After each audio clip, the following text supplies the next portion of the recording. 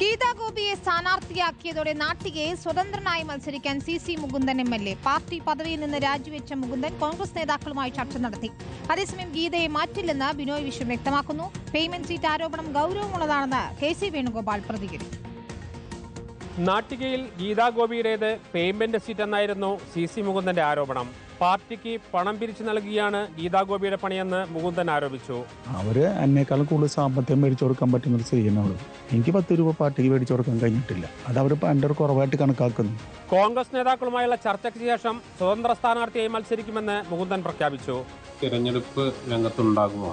ഉണ്ടാകുമെന്നാണ് എൻ്റെ മനസ്സിലുള്ളത്. പാർട്ടി സീറ്റ് തന്നില്ലല്ലോ. ഗീതാ ഗോപിക്കെതിരെ ഗുരുതര ആരോപണങ്ങളാണ് മുകുന്ദൻ ഉന്നയിച്ചത്. ഗീതായുടെ മകളെ കല്യാണം കഴിച്ചത് അവർ കൊടുത്ത സംഖ്യ 225 പവനാണ്. ആരോപണങ്ങൾക്ക് പാർട്ടി മറുപടി പറയുമെന്ന് ഗീതാ ഗോപി. പാർട്ടി ഏൽപ്പിച്ച ചുമതല നിർവഹിക്കുക എന്നുള്ളതാണ് ഇപ്പോൾ എൻ്റെ ഒരു ലക്ഷ്യം. ബാക്കിയുള്ള പരാമർശങ്ങളൊന്നും എന്നെ ബാധിക്കുന്നതല്ല.